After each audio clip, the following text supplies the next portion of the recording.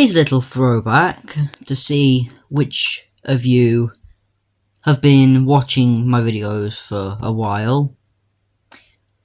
What's the first car review, well, first video in general actually, that I made a thumbnail for? It's not the C8 Corvette, but it is the C7. But that's not what I'm trying to bring awareness to.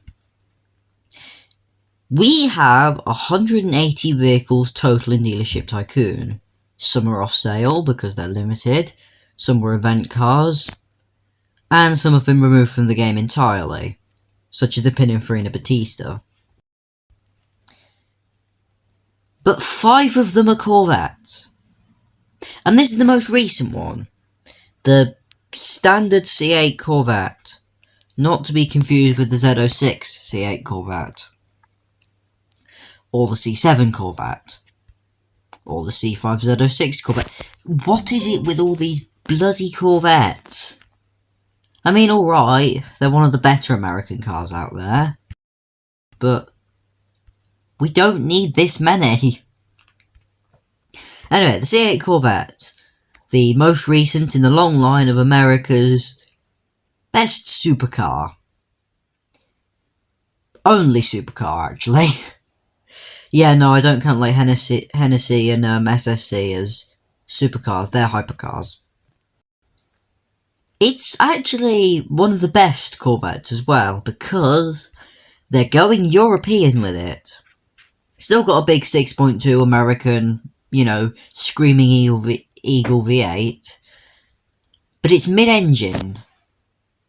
Now that's new. Corvette hasn't made a mid-engined Corvette until this one. They'd all been front-engined. Also, I think this is carbon fibre in the body. Corvettes up to the C6, I think, were plastic. Well, fiberglass. So, actually starting to get into Euro territory here. Corvette, you impress me. The annoying thing about this is that, we'd already got the C8 Corvette. Specifically the Z06 version. So why this? Why do we need this? What is the reason to have a worse version of a car that's already in the game? Well, I'll tell you. It's just a cheap remodel. This is Dealership Tycoon is starting to show the first signs of, remodels.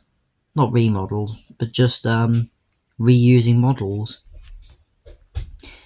I really don't want to have a lot of clone cars in this game. Anyway, I think I'm right in saying that this is the cheapest supercar you can actually buy in the game. No, not like a classic supercar, I mean an actual supercar. 84 grand. Well, saying that, there is the Honda NSX, or the C7 Corvette, but I've always regarded the C7 as more of a sports car. Porsche Cayman rival rather than Ferrari 296 rival like this one is. Either way, still 84 grand for a 6.2 litre Corvette. Bit of a steal, at least it would be if it's any good. Which is what we've got to find out. So let's. First of all, there's the power. Obviously, this being an American car, it has an abundance of it, but what I really like about it is that in this game, I think quite recently, I drove the C5 Z06 Corvette. And that was good. That was really good, nice and quick. But in this, what the devs have managed to do is replicate the feeling of a much more instantaneous throttle response. Now, I don't know how they've managed it. That shouldn't be possible. But I'm really glad they did. Because you can just put your foot down, and then it picks up much quicker than the other Corvette did, despite the fact that the other Corvette is faster.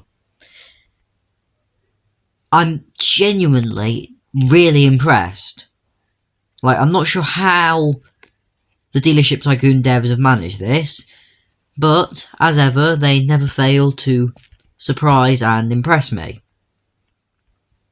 I really like the devs of Dealership Tycoon, by the way. You guys are cool. But I think what really impresses me is cornering. Mid-engined means it's better balanced. And while, alright, it's not so obvious, subtly, you can feel it. Which, again, well done, Dealership Tycoon devs. We love you guys. Really, really love you, because you made this game, and now I make videos about it. And someone watches them. But seriously though, this car is a delight in the corners. Very well balanced, easy to drive, the brakes are good. Not great, but good.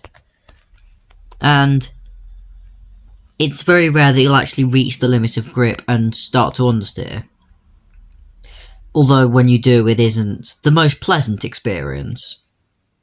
Still, I am impressed. I hope this car does well. I really do. Still, gotta try it out anyway. Here we go. Rev it all the way up on the line, get the back wheels spinning, and launch. Stick to the curbs, which is very easy because this thing is pinprick handling. Like, massively good. Bit of brakes here. Nice, hugging the apex. Hugging the apex again just doesn't take much effort because it's so easy to drive and fun to drive. A little bit of a bounce on the rock wall on the way through.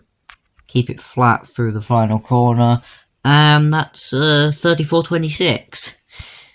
Which is a very good time. I am very, very happy with this Corvette.